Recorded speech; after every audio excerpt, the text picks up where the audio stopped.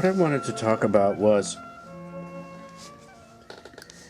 just how nice the Gouger is. I know that sounds funny, but it works exceptionally well, and I think people are kind of not so sure about, how it looks and how it functions, and this whole thing down here with this nylon bit that just rubs against a metal plate, right? It's very simple. Now you have to remember that back in the day, 100 years ago, a lot of gougers were two pieces of metal that glided across each other, and it's just steel, just industrial steel, with a little oil, and they would just glide across, and they would have a screw on the side with a little, indentation that they could adjust the height, and that was it. It was very simple.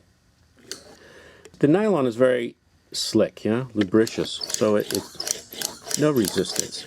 And this is lightweight because it's designed so that the sharpness of the blade is what does the cutting. This blade I've had on here for a couple of years, and I've yet to resharpen it, and I've done at least 1,000 gouges of cane with it, maybe 1,200, because I gouge cane a lot for other people as well as myself. I have yet to sharpen the blade, and there's still quite a burr on there. It's very sharp, and I've had no problems gouging cane with it. And this is after a couple of years of straight usage. So it does withstand work. It works well repeatedly because it does have this bearing in here, which is wonderful. But of course, this is one of the earlier models, so it has the old posts, and it's got this guide rod, which is not up to date. This bed in here is actually the prototype for this style of bed, and the base plate is also the old base plate. And I've been using this gouger. I use it every day. It's wonderful. Works really well. But I understand people's trepidations, let's say. And when I was at IDRS last year, talked to some people about the machine, and one of them said, he was European, and he was like, well, I want a handle to be on it, and we don't do handles here. We just don't. And there's a reason for that, at least for my machines. You need to be able to feel the chip coming off and feel what the machine is doing. You can't do that with a handle. The handle is just very mechanical and impersonal, and that's not the kind of machine this is. This is a more intuitive type of thing, and more ergonomic too. That's why there's the groove here for your fingers and all. And the blade does the cutting, right? Not the pressure. Not the pressure or the weight, right? Because some gougers use the weight to plow through the cane as opposed to cutting it. Another one of the concerns was, well, we have this height thing, and I don't really know. Well, it's just a fine height adjustment is all it is, right? And you measure the cane to determine the height. These two knobs on either side are for the blade adjustment in the center, and that's the simplicity of it, but also the functionality. It's very functional. So I took these things into consideration, and I designed a different guide, which I think you'll like. And here it is. This is an all-brass guide Carriage. It has the similar, although I had to do some alterations to the blade setup, but it's very similar. The blades fit both machines, both guides. And the guide itself, of course, which is this part, this is interchangeable. This comes off. You can take this off and put a different guide on. I haven't yet redesigned other guides, but I will have a graph copy, and I will have a single radius. So there'll be 3 guides for it. There'll be mine, the graph, and the single radius, so that you can interchange different guides, you see. And so with one machine, you actually get 3 machines out of one. And that's in the near future. All the guides that I already have fit this design. They fit beautifully. This is the new D blade, which is really a wonderful curve. It's a very strong gouge, very vibrant but hardy gouge. Now, the things that I did to help the machine and the concerns that people had were, I put bearings on the bottom. There's a bearing cart here. This holds 2 bearings, 2 10mm bearings. That rides on the plate, which is right here.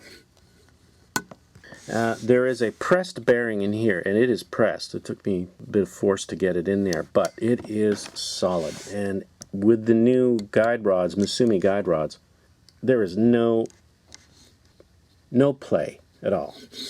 Totally solid. As with my old machine here, with the old guide rods, a little bit of play. You can hear it. Just a tiny little bit of play. But with the new rods, in the new setup, there's none. And that's important with this, because this is a heavy, heavy guide. That was a concern that I addressed, that some people might have, is the bearings. So now there's bearings on the bottom. So when you bottom out, you're riding on steel bearings, right? And I think some people tend to like that. The other thing was, the concern that I addressed was the height adjustment. I put a Michitoyo, it's a Michitoyo, which is very high quality, and this is like the most expensive part on the machine, just about.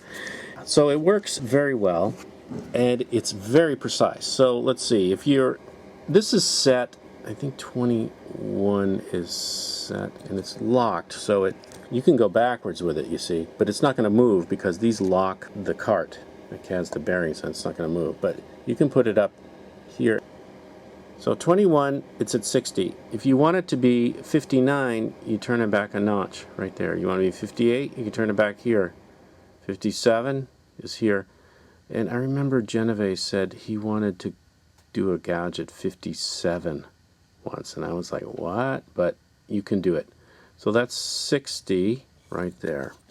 Now, if you want it to be thicker, well, then you would have to loosen the screws here, and then you could go 61, 62, 63, and it's very accurate. I'm going to leave it at 60. So this is one of the concerns that were expressed to me, and now you have it. You can adjust it 1/100th of a millimeter at a time, and it's very accurate. This is, the culmination of some design and research, and I finally got it to where it works really well. Now, do I not have soaked cane? I don't really have soaked cane, but I'll put a piece on here and we can gouge a couple. You can see it comes off very nice. Yeah, these are chips that are very fine chips. This, because it's a little tougher to do too. But in any case, it gouges beautifully, works very well. So this is going to be an option for you, which is going to be a little bit more expensive option because there's a lot more technology in it. And when you purchase the machine, it will be this fall. I think probably September I'll have them out.